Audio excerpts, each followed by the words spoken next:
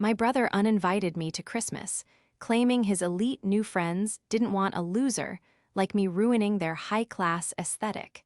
He completely forgot that I paid for his children's private school and his wife's luxury car. So I canceled every payment and watched his world crumble.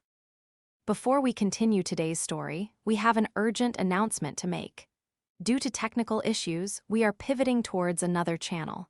Please subscribe to our new channel, Inherited Revenge. You can find the link in the video description, the pinned comment, and the collaboration tag on this video. Make sure to switch over now so you don't miss out.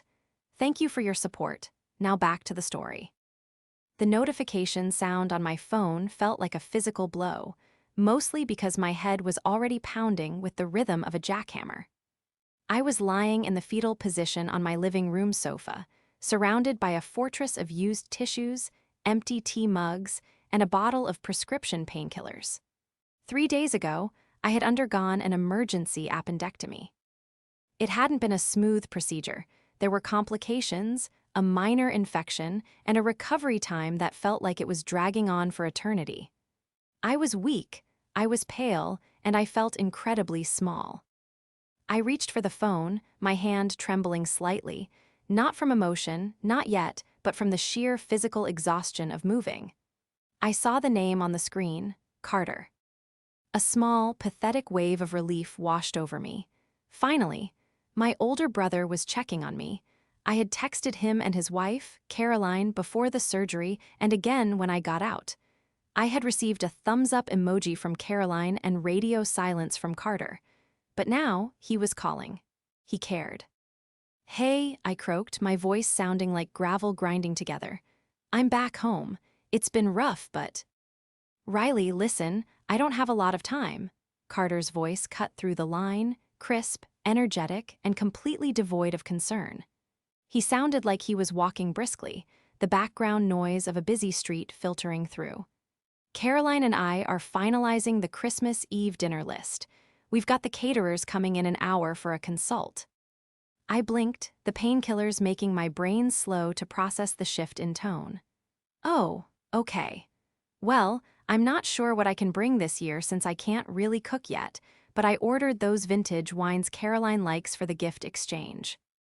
There was a pause, a heavy, pregnant silence that felt sharper than the incision in my abdomen. "Yeah, about that," Carter said, and I could hear the grimace in his voice, the fake sympathy he used when he was about to do something selfish. "We're making some changes to the guest list this year. It's going to be a different vibe, very high-end. Caroline's invited the VP of marketing from her firm, and I've got 2 potential investors coming for the new venture." "That sounds intense," I whispered, shifting my legs and wincing at the pull in my side. "But I can just sit quietly in the corner. I won't be in the way. I really just need to be around family, Carter. Being alone while recovering has been hard." "Riley, look," he sighed, an impatient sound that signaled I was being difficult. "You're not listening. This isn't a family potluck. This is a networking event disguised as Christmas. Appearance is everything.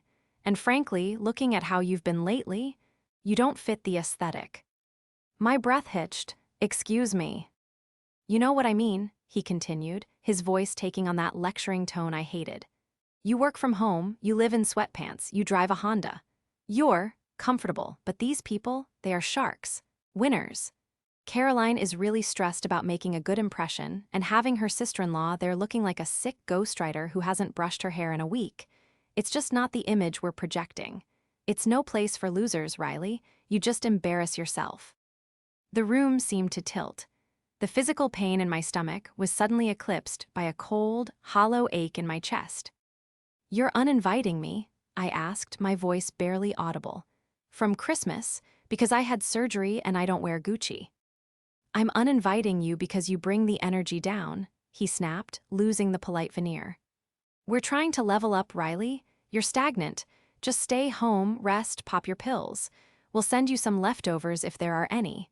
Gotta go, caterer is here." The line went dead. I stared at the black screen of my phone, the reflection showing a pale, tired woman with dark circles under her eyes. He was right about one thing: I looked wrecked. but the words echoed in my ears, bouncing around the empty walls of my paid-off house. No place for losers. I dropped the phone onto the carpet and closed my eyes, hot tears leaking out despite my best efforts to stop them. It wasn't just the rejection. It was the audacity, the sheer, blinding ignorance of it. The betrayal was worse than the diagnosis itself. For the first hour, I just cried. I grieved the brother I thought I had. I grieved the family unit I had been clinging to since our parents died 5 years ago.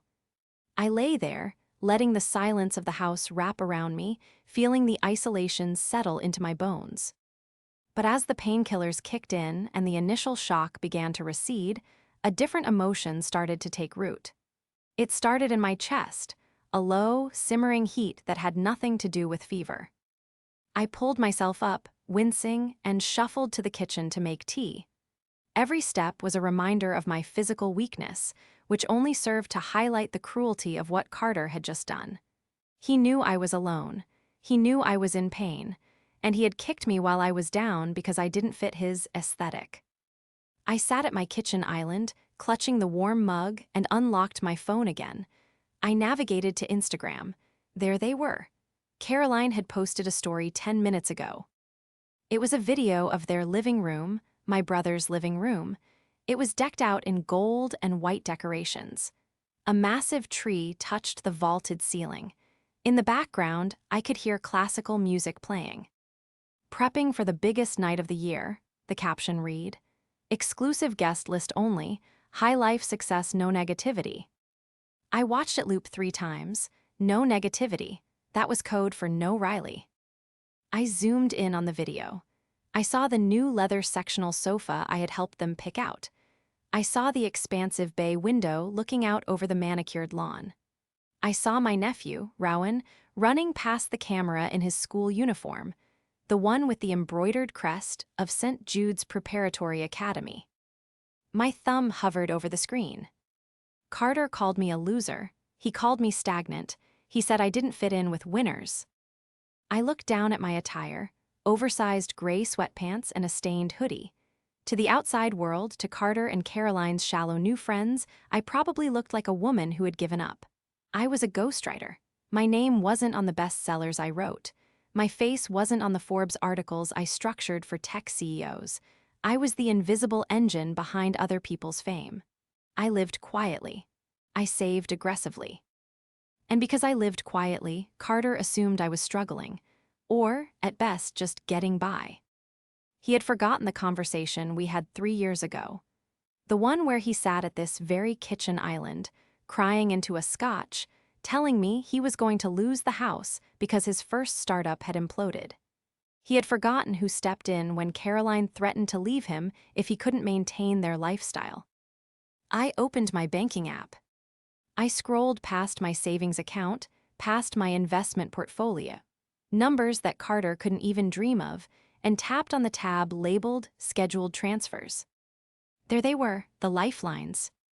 Recurring monthly transfer, $3,200 reference, Rowan and Mia tuition.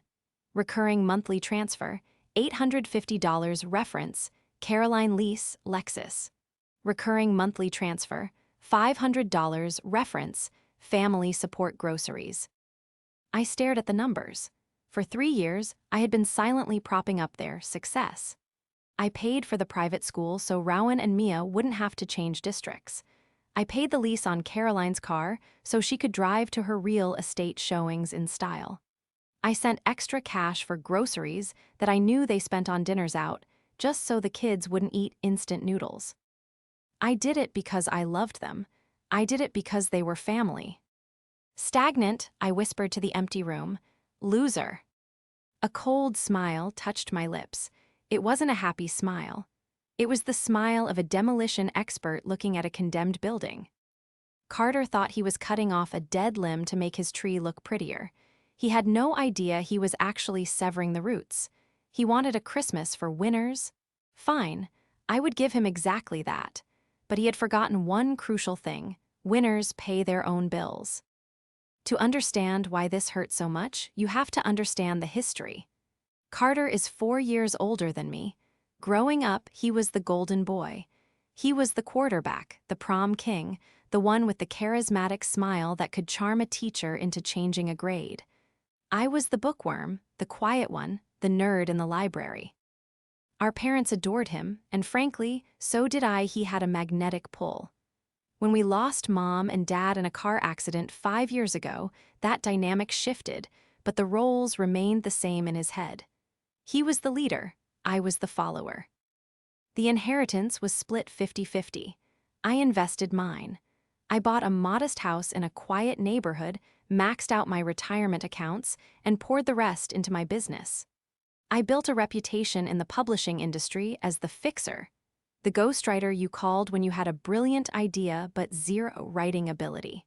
My rates were astronomical, but my lifestyle was invisible. Carter burned through his inheritance in 18 months. He invested in a luxury lifestyle brand that sold overpriced watches.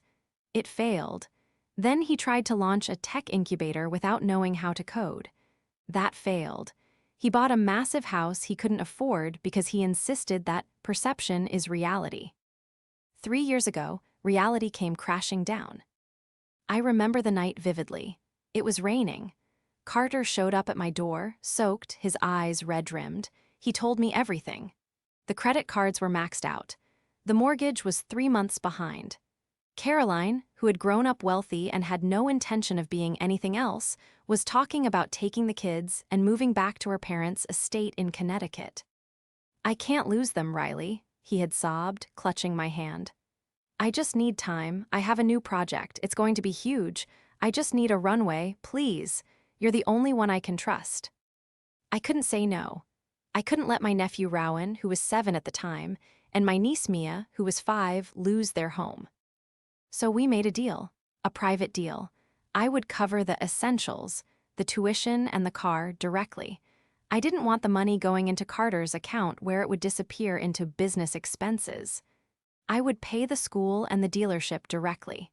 In exchange, he promised to get a real job, stabilize his finances, and pay me back eventually. He never got a real job, he just consulted, and he never paid me back a dime. Instead, he morphed into this new version of himself. The antagonist in my life, though I was too blind to see it until today. Enter Caroline. Caroline wasn't evil, but she was deeply, profoundly shallow. She worked as a luxury real estate associate, which mostly meant she attended galas and posted photos of houses she didn't sell. She was the one who whispered in Carter's ear that they deserved the best. She was the one who looked at my Honda Civic with a curled lip and asked, "Oh, are you still driving?" That. Over the last year, their behavior had shifted from gratitude to entitlement. They stopped saying thank you when I picked up the kids. They stopped inviting me to dinner unless they needed a babysitter. Carter started making little digs about my job. "It's cute that you write little stories," he'd say at Thanksgiving. "But when are you going to get into the real business world? Scale up." I bit my tongue. I always bit my tongue. I told myself he was just stressed. I told myself he was insecure because his little sister was bailing him out. But this phone call, this no place for losers speech, this was different. This wasn't insecurity. This was contempt. I thought about the kids. Rowan, now 10, was struggling with math, and I spent 2 nights a week tutoring him over Zoom. Mia, 8, loved drawing, and I sent her professional art supplies every month. "They're going to suffer," a voice in my head whispered. "If you cut the money, the kids suffer." I hesitated. My finger hovered over the cancel button on the bank transfer for St. Jude's Academy. Then I remembered Carter's voice. "We're trying to level up. You're stagnant." He was using my money to pretend he was rich while spitting on the person providing it. He was teaching those children that their aunt was lesser than because she didn't wear designer labels. He was teaching them that love is transactional and appearance is God. If I kept paying, I wasn't helping them. I was enabling a delusion that would eventually destroy them anyway. I sat up straighter, ignoring the twinge in my stitches. It was time for Carter to learn what stagnant really felt like. It was time to introduce him to the reality he had been avoiding for 3 years. I wasn't just a sister anymore. I was the bank, and the bank was closing for the holidays. My finger hovered over the cancel button. A strange calm washed over me, displacing the earlier hurt and humiliation. It was the clarity of a surgeon preparing to excise a tumor. I tapped the screen. Are you sure you want to cancel this recurring transfer? This action cannot be undone. I tapped yes. The screen refreshed. Transfer canceled. That was the tuition for St. Jude S. $3,200 a month gone. The next payment was due in 3 days. I moved down the list. The lease on Caroline's Lexus SUV, $850 a month, due on the 15th. Cancel. Next, the Family Support Fund, $500 a month. Cancel. I sat back in my chair, the silence of the house feeling different now. It wasn't lonely, it was potent. I had just removed nearly $5,000 of monthly income from my brother's life with 3 taps of a finger. But I wasn't done. Anger, real anger, is cold. It requires strategy. If I just stopped paying, they would eventually notice when the school called or the repo man showed up. But I wanted them to know why. I wanted them to understand exactly who they had just discarded. I opened my laptop and pulled up my work email. I had a deadline for a ghostwritten memoir for a tech CEO in Silicon Valley, but that could wait. I started a new document. I began to compile a meticulous spreadsheet. I went back 3 years in my bank statements, every transfer, every emergency loan for a business opportunity. Every time I covered a vet bill for their purebred dog, every time I paid for a networking dinner because Carter forgot his wallet. The total was staggering, over $150,000 in 3 years. I stared at the number. That was a house. That was a retirement fund. That was a life. And I had given it freely, out of love, while they drove around in a leased Lexus calling me a loser. I needed to be sure. I needed to know exactly how deep their delusion went. I remembered Carter mentioning a new venture with 2 potential investors. He had been vague about it, as always. I did a little digging. I knew the name of his new LLC because I had paid the filing fee for it 6 months ago. Prestige Global Holdings. Creative, right? I logged into the state's business registry. Public record. The status, active, not in good standing. He hadn't filed his annual report. Then I went to LinkedIn. I found the profile of the VP of Marketing Caroline was trying to impress. Her name was Jessica. I didn't know her, but we had a mutual connection, a literary agent I had worked with on a previous project. I sent a casual message to the agent. Hey, long time, hope you're well. Random question, do you know Jessica from Caroline's firm? My sister-in-law is trying to impress her this Christmas. Just curious what her deal is. The reply came back 20 minutes later. Riley, great to hear from you. Jessica? Oh God, she's notorious. Total shark. Obsessed with status. If you're not wearing the right label, you don't exist to her. Good luck to your sister-in-law. Why do you ask? Just family drama, I typed back. Thanks for the intel. So that was it.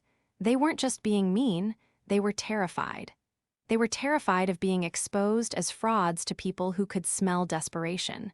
And I was the visible evidence of their mediocrity. I decided to make one more move. I called the admissions office at St. Jude S. Hi, this is Riley, Rowan, and Mia's aunt, I said, keeping my voice professional. I handle the tuition payments. I just wanted to confirm the current status of the account before the holidays. One moment, please, the administrator said. I heard typing. Ah, yes, the account is current through November. The December payment is due on the 10th. We did notice a discrepancy in the extracurricular fees, though. There's an outstanding balance for the ski trip. The ski trip, I asked. How much? $2,500. It was due last week. We've sent 2 reminders to Mr. and Mrs. last name. My jaw tightened. Carter had told me the ski trip was covered by a bonus. He had lied, again. I see, I said. Well, I'm calling to inform you that I will no longer be the payer on this account. Effective immediately. All future billing should go directly to my brother. I've canceled the automatic draft. There was a pause.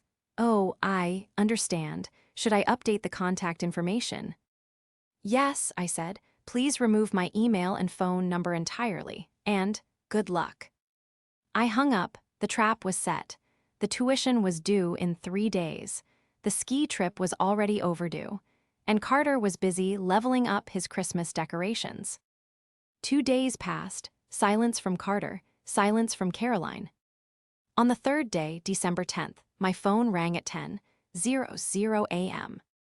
It was Carter. I let it go to voicemail. It rang again immediately, then a text, "Call me now." I waited 10 minutes, made myself a fresh cup of coffee, and then, with trembling hands that I forced to be steady, I called him back. "What?" I answered, keeping my voice flat. "What did you do?" Carter screamed. He didn't even say hello. He was in full panic mode, his voice cracking. "The school just called. They said the payment bounced. They said you removed your card." "Hello to you too, Carter," I said, sipping my coffee. "How's the Christmas prep going?" "Don't play games with me, Riley," he yelled. "I'm in the middle of a meeting. The administrator called me and said if the tuition isn't paid by 5:00 p.m. today, the kids are unenrolled for the spring semester. What the hell is going on? Did your bank screw up?" "No," I said calmly. "I canceled it." "You, what?" The silence on the other end was deafening. Why would you do that?" "Because," I said, channeling every ounce of ice I had in my veins, "I'm a loser. Remember, you told me 3 days ago. No place for losers. Losers don't pay for private school, Carter. Winners do. And since you're such a winner now, with your high-end friends and your exclusive Christmas, I figured you didn't need my stagnant money anymore." "You petty little," he sputtered, grasping for words. "You're doing this now, before Christmas. You're punishing the kids because I hurt your feelings." "I'm not punishing anyone." I corrected him. "I'm stepping back. You said I bring the energy down. You said I don't fit the aesthetic. Well, neither does my money. You can't have it both ways, Carter. You can't treat me like trash in private and use me as an ATM in public." "It's $3,200, Riley," he shouted. "I don't have that kind of cash sitting around. I'm liquidating assets for the business launch."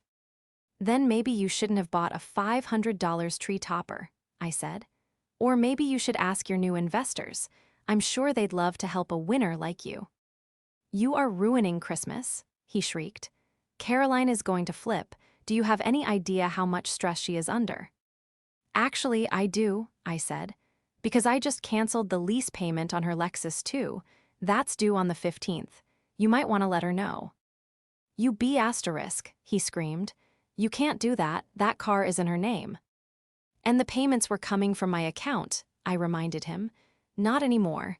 Good luck with the aesthetic, Carter." I hung up. My heart was pounding so hard I thought it might burst my stitches. I was shaking. It felt terrible. It felt amazing. 10 minutes later, my phone lit up again. Caroline. I stared at it. She never called me. She only texted when she needed something. I answered. "Riley, what is going on?" Her voice was tight, controlled, the voice she used when she was trying to sound reasonable to a child. "Carter is hyperventilating in the kitchen. He says you cut us off. Is this a joke?" "Hi, Caroline," I said. "No joke, I'm just respecting Carter's wishes. He was very clear that I don't fit in with your new lifestyle. I didn't want my loser money to taint your success." "Oh my God, stop being so dramatic," she snapped, the mask slipping. "He didn't mean it like that. He's just stressed about the party. Look, just turn the payments back on and you can come to Christmas.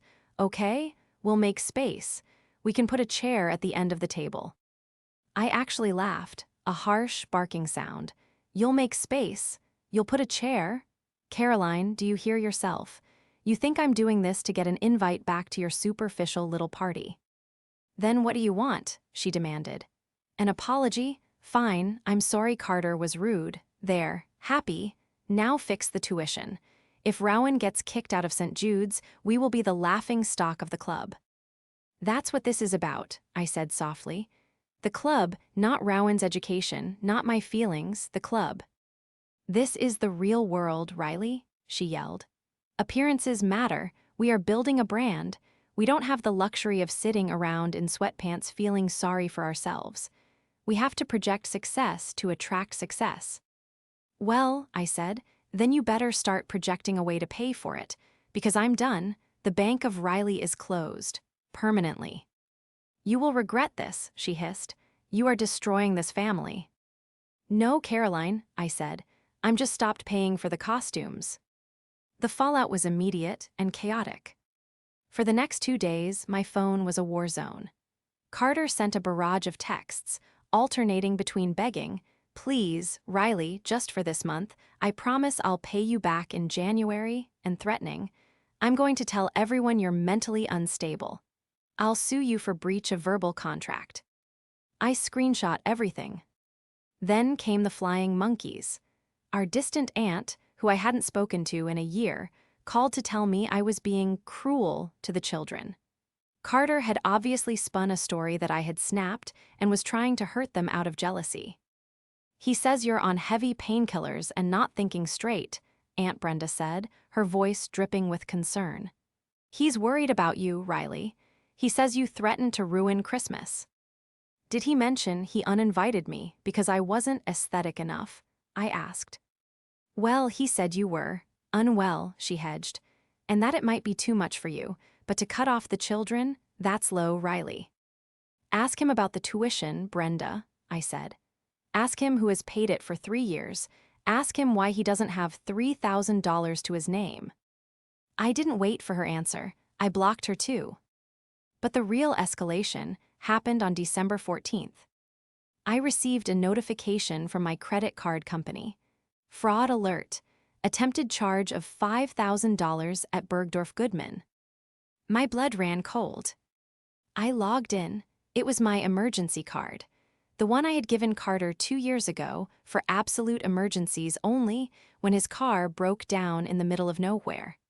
I had forgotten he still had the number. He was trying to buy, what, gifts, or maybe something to resell for cash. I called the bank immediately. That's not me, cancel the card, mark it as stolen. We'll take care of it, ma'am, the agent said. Since the physical card wasn't present, we can block the transaction. He had tried to steal from me, after everything. That was the moment the last shred of guilt evaporated. This wasn't just a brother being a jerk. This was financial abuse. This was a man who felt so entitled to my resources that he would commit a crime to maintain his facade. I needed to protect myself. I called my lawyer, an old friend from college named Sarah. I need to formalize the loan, I told her, my voice shaking with rage. I have the spreadsheet, the $150,000. It was always discussed as a loan, even if we didn't sign papers. I have texts where he says, I'll pay you back. Can we put a lien on his house? If you have the texts, we can certainly send a demand letter, Sarah said, her lawyer voice sharp and professional. It might not get you the money back immediately, but it will freeze him. If he tries to refinance or sell, he'll have to deal with you first. Do it, I said. Draft it today. Send it to arrive on Christmas Eve. Riley, Sarah softened. Are you sure, Christmas Eve? He wanted a high-end Christmas, I said. Nothing says high-end like a legal courier. While Sarah worked on the legal side, I did a little more digging into Caroline. If Carter was desperate enough to use my credit card, Caroline must be desperate too. I went back to the VP of marketing. She was trying to impress. I looked at the guest list for the exclusive party Carter had bragged about. He had foolishly shared a Google Doc with me weeks ago for input before uninviting me. I saw the names, Jessica, the VP, the 2 investors, a few neighbors from their gated community. I realized something. These people didn't know the real Carter and Caroline, they only knew the mask. And then I saw it. A post on our neighborhood Facebook group. I still followed their local page. Selling 2021 Lexus SUV. Lease takeover. Immaculate condition. Need to upgrade to a larger vehicle for growing family. DM for details. Caroline was trying to offload the lease I had just stopped paying. She was trying to get someone else to take the debt before the repo man came. Growing family? That was a lie. She was scrambling. They were both scrambling. The facade was cracking, and they were trying to use duct tape to hold it together. But the biggest blow was yet to come. My phone pinged. It was a DM from an account I didn't recognize. "Hi, Riley. You don't know me, but I'm the mother of one of Rowan's classmates at St. Jude S. I heard a rumor that Rowan might not be coming back next term. My son is devastated. They are best friends. Is everything okay?" Carter hadn't told the school. The school had told the parents. The rumor mill had started. "Hi," I typed back, choosing my words carefully. "I'm afraid there are some financial restructuring issues in my brother's household. I'm no longer handling the tuition, so it's up to them." I hit send. The truth was out. The whisper network of the elite mothers would do the rest. By Christmas Eve, everyone on that guest list would know that the winners were broke. I sat back, the adrenaline fading into a deep, heavy exhaustion. I looked at the calendar. Christmas was 10 days away. They had uninvited me to save face. Now, they were going to lose face in the most public way possible, and I wouldn't even have to be there to see it. Or so I thought. Christmas Eve arrived with a biting chill that seemed to seep through the glass of my car windows. I sat parked down the street from the house, my brother's house, or at least the house the bank still technically owned, watching the snow accumulate on the hood of my Honda. I wasn't invited. I knew that. But I had two presents in the backseat wrapped in simple brown paper, a high-end art set for Mia and a specialized coding kit for Rowan. I refused to let my brother's ego rob his children of a relationship with their aunt. My plan was simple: drop the gifts at the door, text Carter that they were there, and leave before I could be humiliated again. But as I watched, a black town car pulled up. A woman in a stunning emerald coat stepped out. It was Jessica, the VP of marketing. Then another car arrived, a sleek Tesla, the investors. The house was glowing. Every window was ablaze with warm, golden light. I could see silhouettes moving inside, holding wine glasses. It looked perfect. It looked expensive. It looked like a lie. I took a deep breath, grabbed the gifts, and stepped out into the cold. My boots crunched loudly on the frozen pavement. I walked up the driveway, passing Caroline's Lexus. It was still there. She must have hidden it in the garage earlier to avoid the repo scanners, but with the party guests taking up the driveway, she had been forced to park it on the side. I reached the front door and raised my hand to knock. Before my knuckles could graze the wood, the door swung open. It was Carter. He was wearing a velvet tuxedo jacket that probably cost more than my first car. His face fell the moment he saw me. "What are you doing here?" he hissed, stepping out and pulling the door partially shut behind him to block the view of the party. "I told you, no place for." "I'm just dropping off gifts for the kids, Carter," I said, my voice steady despite the adrenaline hammering in my chest. "I'm not staying, just take them." I shoved the packages toward him. "Who is it, Carter?" a voice called from inside. It was a woman's voice. Sharp, commanding, Jessica. Carter panicked. He couldn't make a scene in front of her. He forced a tight, grimacing smile and opened the door wider. It's Riley, my sister. She just stopped by for a second." He grabbed my arm, his grip painful, and pulled me into the foyer. "Smile and leave," he whispered in my ear. "Don't you dare embarrass me." The warmth of the house hit me, smelling of pine, cinnamon, and expensive catering. The foyer opened directly into the living room, where about 15 people were mingling. The conversation stopped. All eyes turned to me. I was wearing jeans, a thick wool coat, and a scarf. I looked exactly like what I was, a woman who had just come from the cold, not a socialite. "Riley," Caroline appeared from the kitchen, holding a tray of hors d'oeuvres. Her eyes went wide with horror. She looked at my boots, then at her pristine white rug. We weren't expecting you." I was just leaving, I said, looking directly at her. Just dropping these off for Rowan and Mia. Wait a moment, Jessica stepped forward. She was intimidatingly elegant, holding a glass of champagne. She squinted at me, then at Carter. Riley, as in, Riley last name. Carter laughed nervously. Yes, she's my little sister. She's in between things right now. Struggling a bit, you know how it is. We try to help her out where we can. He was doing it again, painting me as the charity case to elevate himself. Jessica ignored him. She walked right up to me. You're the ghostwriter, aren't you? The one who structured the Horizon memoir and the Tectiera piece. The room went silent. Carter blinked. What? No, she just writes, blogs, little stories. She's the best structural editor on the East Coast, Jessica said, her tone shifting from social politeness to professional reverence. My boss tried to hire you last year. You cost a fortune. He said your waiting list was 6 months long. I smiled, a small, genuine smile. 8 months now. It's nice to meet you, Jessica. Carter's face drained of color. The narrative was slipping. I think you're mistaken. Riley relies on us for. Actually, Carter, I interrupted, my voice carrying clearly through the silent room. I think we should stop pretending. Riley, don't, Caroline warned, her voice trembling. Don't what? I asked, turning to her. Don't tell them that I paid for the wine they're drinking or the deposit on the catering. She's on medication, Carter shouted, his laugh high-pitched and frantic. She's confused, post-surgery delirium. I'm not confused, I said, reaching into my bag. I pulled out a thick envelope. It wasn't the gifts. It was the legal packet my lawyer had drafted. And I'm not a loser, Carter. Losers don't fund your lifestyle for 3 years while you pretend to be a tycoon. I walked over to the side table, right next to the investors, and placed the envelope down with a heavy thud. That is a formal demand for repayment of the $150,000 I've loaned you since 2021, I said, addressing the room but looking at Carter.